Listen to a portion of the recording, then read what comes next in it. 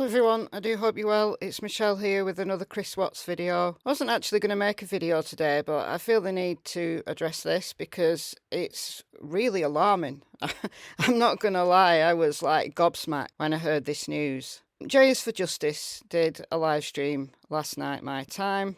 I actually stayed up very, very late to watch it.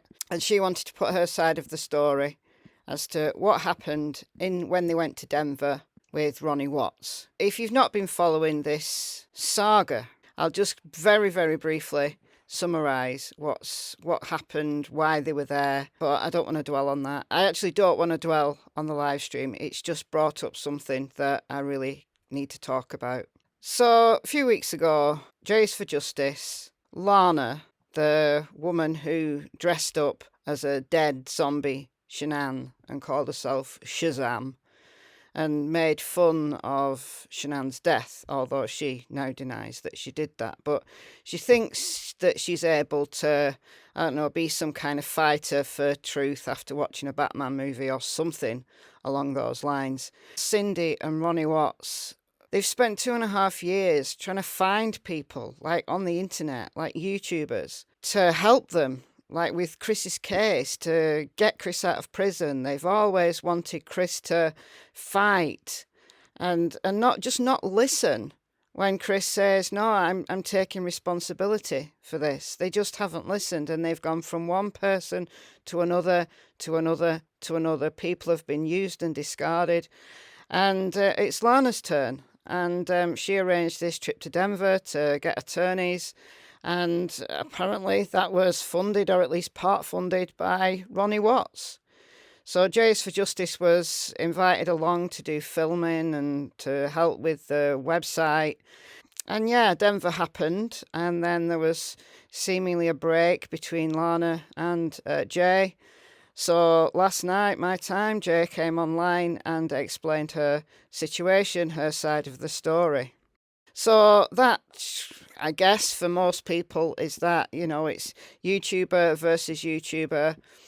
But the problem is, this is lives. This is real lives. This is people who are absolutely grieving. Whatever you think about the Watts, and I've got to say, I don't have a particularly high opinion of Cindy Watts, and now kind of Ronnie's got into bed with Lana, like figuratively speaking, of course. I don't have a great opinion of him either. But still, they are victims, and I think in this situation, they are absolutely being used.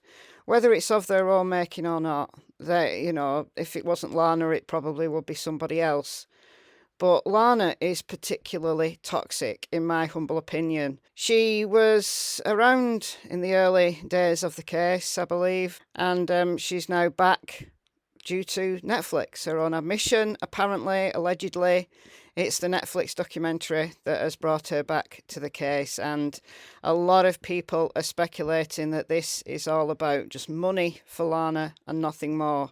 Yeah, the website that she set up, that you've got to pay $10 a month to, I don't know, get the behind the scenes information about what's going on in the Chris Watts case and how things are going on with the attorneys. And she wanted to make a movie and God knows what else. It's all about money. It's all kind of a fun jaunt, I think. It seems to me that's what it looks like. You might be saying, and a lot of my commenters say this, they say the case is closed. Why are people still discussing this? Well, the case is closed.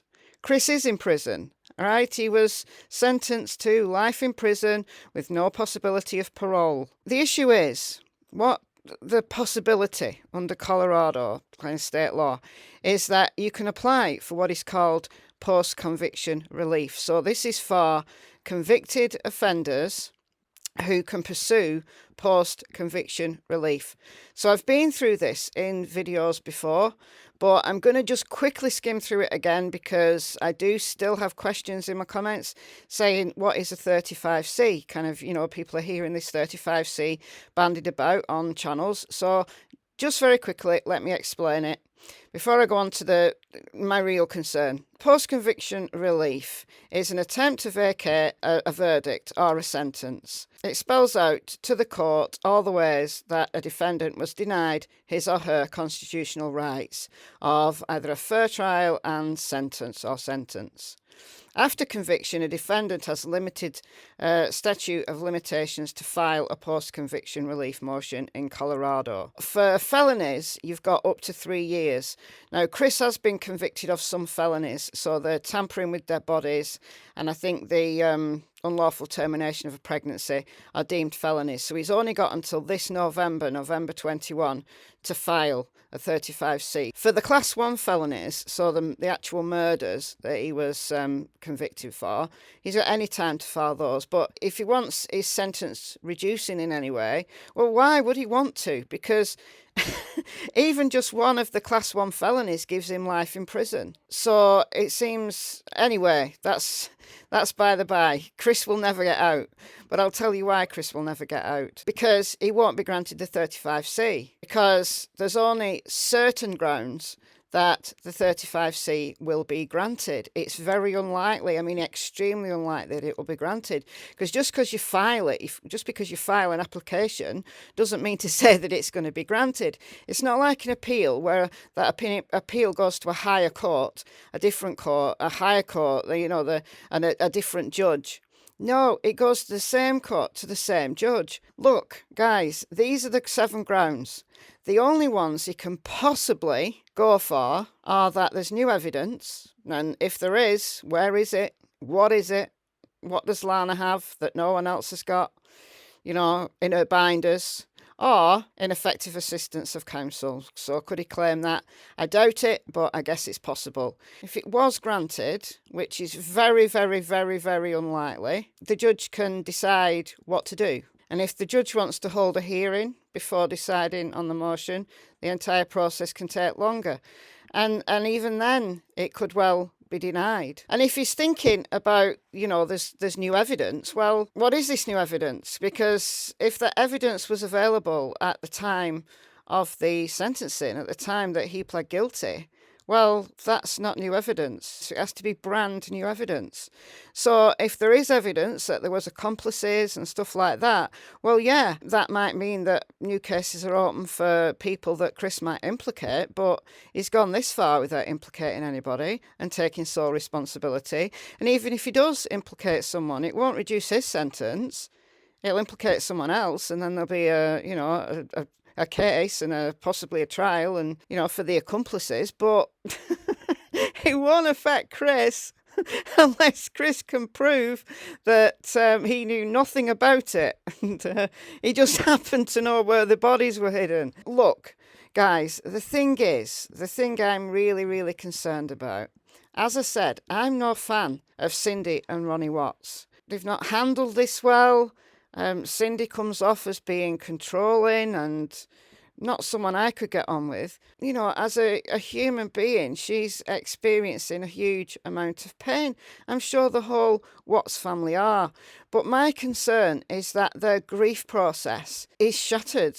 In psychology, there's various kind of models and stages of grief that have been written about in psychological literature. So the best known is Elizabeth Kubler-Ross's stage model of grief that she put forward in 1969, I think. And that had 5 stages, and she said you go through each stage in turn, and once you get to the acceptance stage, it doesn't mean to say that you're over it and you're perfectly fine, but you've accepted the loss and you can move forward from that. So you go, first of all, denial, anger, bargaining, depression, and then acceptance.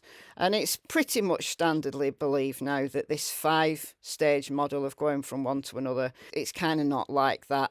Grief can, it's got twists and turns. You can maybe experience 2 stages at the same time. You can miss stages, so maybe grief is a process rather than, a set of stages. But Kubler-Ross's model's been extended, so still kind of looking at stages, but acknowledging that people can skip stages or go back or experience lots of stages at the same time. It's perfectly normal to go through periods of guilt, to go through periods of anger and kind of blaming other people and bargaining. You know, if you're religious, you might bargain with God to help you. It's perfectly normal to experience depression when you're grieving.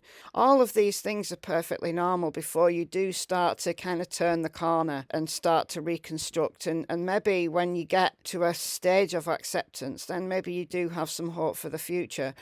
And the Watts don't have any hope to get there, to start to rebuild their lives. They are still in these early stages of grief. They're still experiencing denial. They're saying, we'll help you, you've got to fight. And Chris has said he's taking responsibility for it. Ultimately, the Watts have to accept that, but they're nowhere near there. They're angry. They're just trying to find one person after another.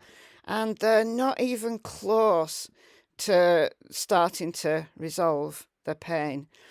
The most alarming thing I heard on the Jays for Justice live stream was that the attorneys, the retainer has been $200,000. So the Watts have paid $200,000. That's an astonishing amount of money, right? I think I'm careful with money, but I couldn't put my hands on $200,000. Not a hope in hell. It's not like you've got $200,000 stashed down the back of your sofa, is it? There's not a lot of people, you know, just normal kind of working people who can put their hands on $200,000.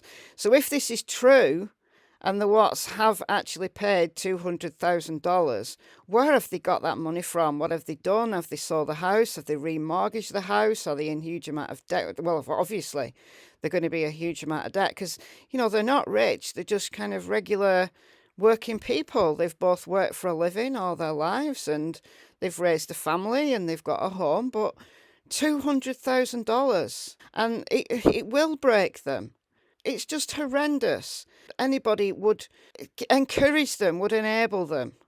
What they need is really dedicated people to help them come to terms with this, to get out of these early stages of grief, to get out of this denial, to get out of this kind of this bargaining that they always seem to be in.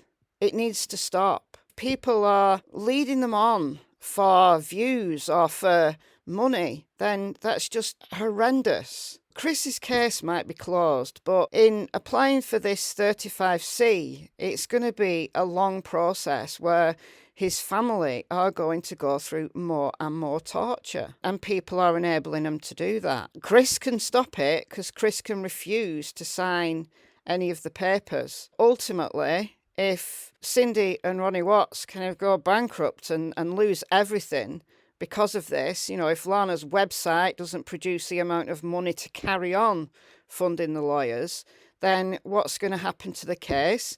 What's going to happen if, by some slim margin, the 35C is granted? How are they going to pay for it? Is this Lana's website going to pay for it? That's ridiculous. It's an horrendous situation. So Chris's case might be closed, but there's a long way to go here for the Watts. The case might be closed, but this story isn't over. It just goes on and on and on. And the things that come out, you know, on live streams, you know, you just hear these things that are really disturbing, alarming. What do you think, guys? Let me know in the comments. I've been Michelle. More Chris Watts videos to come. Hope you're well, and I'll speak to you in the next video.